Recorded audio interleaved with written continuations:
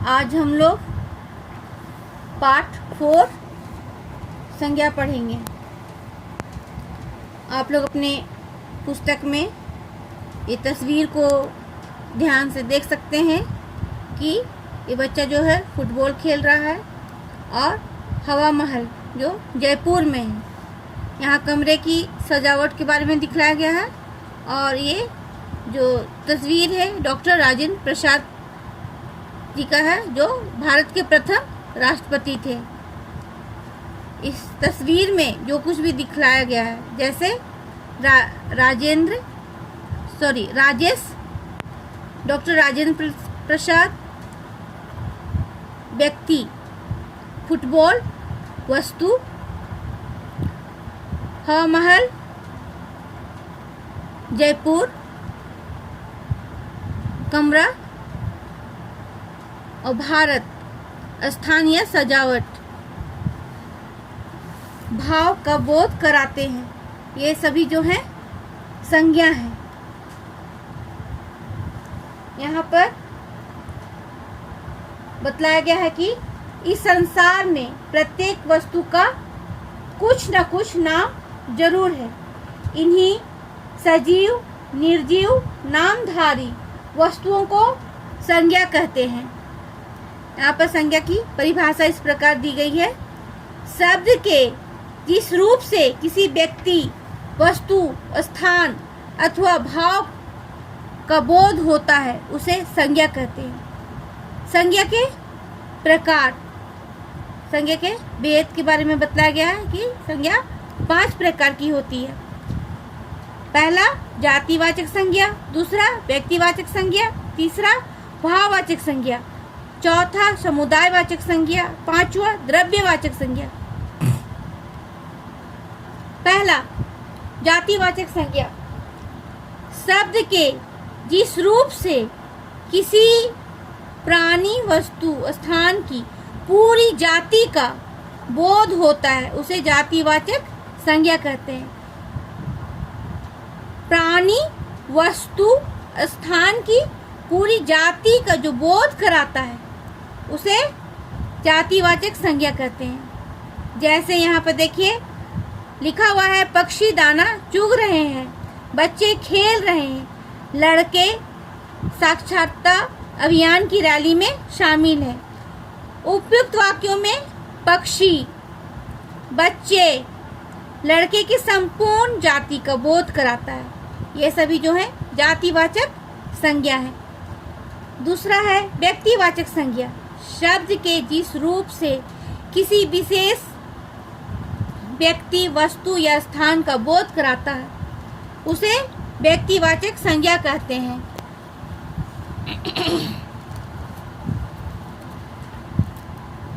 जैसे राम अयोध्या के राजा थे। दूसरा, सचिन तेंदुलकर एक अच्छे खिलाड़ी हैं। पंडित जी रामायण का पाठ करते हैं। प्रत्येक उपयुक्त वाक्यों में विशेष व्यक्ति, जैसे राम हो गया, सचिन तेंदुलकर, विशेष स्थान जो है अयोध्या, और विशेष वस्तु में रामायण है। इस प्रकार विशेष नाम वाले शब्दों को व्यक्तिवाचक संज्ञा कहते हैं। तीसरा है भाववाचक संज्ञा। तीसरा है भाववाचक संज्ञा, शब्दों के जिस रूप से वस्तु, प्राणी अथवा स्थान के गुण, दोष, अवस्था, भाव आदि का ज्ञान होता है उसे भाववाचक संज्ञा कहते हैं। यहाँ पर दिखलाया है वस्तु, प्राणी, स्थान के गुण, दोष एवं अवस्था को भाववाचक। उदाहरण देखिए, दूध पीने से हम बलवान बनते हैं। हरिद्वार एक धार्मिक स्थल है। अक्षय मेहनती लड़का है। उपयुक्त वाक्यों में बलवान, धार्मिक और मेहनती शब्द का भाव कराता है। ये जो सभी है भाववाचक संज्ञा के उदाहरण हैं। चौथा है समुदायवाचक संज्ञा। जिस संज्ञा शब्द से किसी समूह का बोध होता है उसे समुदाय या समूहवाचक संज्ञा कहते हैं। जैसे श्यामू के खेत में बकरियां का झुंड घुस आया है। धोबी ने कपड़ों का गट्ठर गधे पर लादा है। उपयुक्त वाक्यों में झुंड और गट्ठर सब जो है एक समूह है। झुंड इसमें बहुत सारी संख्या में जो है बकरियां हैं, उसको झुंड बोलते हैं। और कपड़ों के गठरी जो बांधते हैं हम लोग कपड़ों के, ये जो सभी हैं समुदाय। इसमें हम लोग कक्षा का भी उदाहरण ले सकते हैं। कक्षा में बहुत सारी संख्या में बच्चे बैठे रहते हैं। गुलदस्ता भी ले सकते हैं, गुलदस्ता में भी बहुत सारा फूल रहता है। अब हम लोग पढ़ेंगे द्रव्यवाचक संज्ञा। जिस संज्ञा शब्द से किसी धातु, पदार्थ अथवा द्रव्य का बोध होता है उसे द्रव्यवाचक संज्ञा कहते हैं। गुजरात में, जैसे देखिए गुजरात में हीरे का कई व्यापारी रहते हैं। आजकल डीजल से चलने वाली कारों की भरमार है। उपयुक्त वाक्यों में हीरे और डीजल जो है धातु और पदार्थ का बोध कराते हैं। ये सभी द्रव्य हैं। द्रव्य जैसे कि हीरा हो गया, यहाँ पर सोना भी ले सकते हैं जिसको पिघलाया जा सकता है। डीजल हो गया, तेल हो गया, घी हो गया इत्यादि। ये सभी द्रव्य हैं। अब हम लोग जातिवाचक संज्ञा और व्यक्तिवाचक संज्ञा में अंतर देखेंगे। जातिवाचक संज्ञा के द्वारा किसी व्यक्ति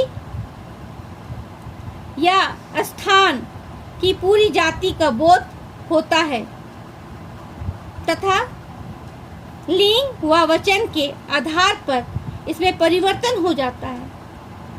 यहाँ पर फिर से समझिए, जातिवाचक संज्ञा में वस्तु, व्यक्ति, स्थान की पूरी जाति का बोध कराना और इसमें लिंग और वचन के आधार पर परिवर्तन होना, वो जातिवाचक संज्ञा है।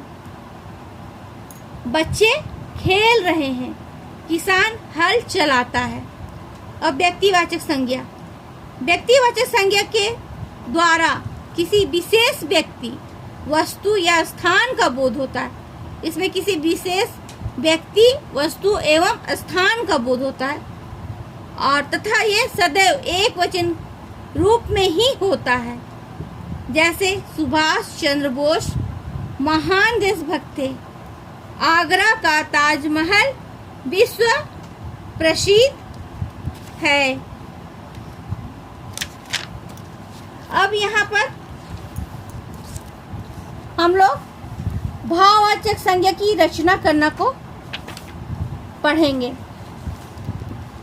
भाववाचक संज्ञा की रचना संज्ञा, सर्वनाम, विशेषण, क्रिया आदि शब्दों में प्रत्यय लगाकर भाववाचक संज्ञा बनाई जाती है। इसको ध्यान से देखिए, प्रत्यय लगाना है। संज्ञा, सर्वनाम, विशेषण और क्रिया आदि शब्दों में प्रत्यय लगाकर भाववाचक संज्ञा बनाई जाती है। अब भाववाचक संज्ञा जो है 4 प्रकार से बनाया जाता है। जातिवाचक संज्ञा से और सर्वनाम से, विशेषण से, क्रिया शब्दों से भाववाचक संज्ञा बनाया जाता है। यहाँ पर आप लोगों के पुस्तक में देखिए कुछ तालिका दिया हुआ है। और जाति से भाववाचक बनाना, सर्वनाम से भाववाचक, विशेषण से भाववाचक, क्रिया से भाववाचक। कुछ उदाहरण को मैं बता रही हूँ। जैसे कि जाति से दास, दास्ता, डाकू, डाका, कारीगर, कारीगरी इत्यादि। अब सर्वनाम से समझिए, निज, निजता या निजत्व, आप, आपा, अहंकार इत्यादि। विशेषण से काला कालिमा, योग्य योग्यता, गरीब गरीबी, भक्त भक्ति इत्यादि। क्रिया शब्दों द्वारा जीतना जीत, घबराना घबराहट, सीना सिलाई, चुनना चुनाव, चढ़ना चढ़ाई, बचना बचाव इत्यादि। अब हमारे अभ्यास में कुछ प्रश्न दिए गए हैं, जैसे कि यहाँ पर देखिए लिखा हुआ है संज्ञा किसे कहते हैं, इसके कुल कितने भेद होते हैं, भाववाचक संज्ञा किसे कहते हैं, भाववाचक संज्ञा की रचना किन किन शब्दों से होती है, जातिवाचक संज्ञा व्यक्तिवाचक संज्ञा में अंतर स्पष्ट कीजिए। और यहाँ कुछ फिल इन द ब्लैंक है और संज्ञा पहचान कर लिखना है। निम्नलिखित संज्ञाओं से शब्दों को मिलाइए, निम्नलिखित शब्दों से भाववाचक संज्ञा की रचना कीजिए, सही विकल्प पर सही चिन्ह लगाइए। इधर मैं अभ्यास में बतलाई हूँ, सारा उत्तर आपके अभ्यास में है। आप लोग ध्यानपूर्वक अभ्यास को पढ़िए और समझकर सारा क्वेश्चन का उत्तर को अपने हिंदी व्याकरण कॉपी में लिखिएगा।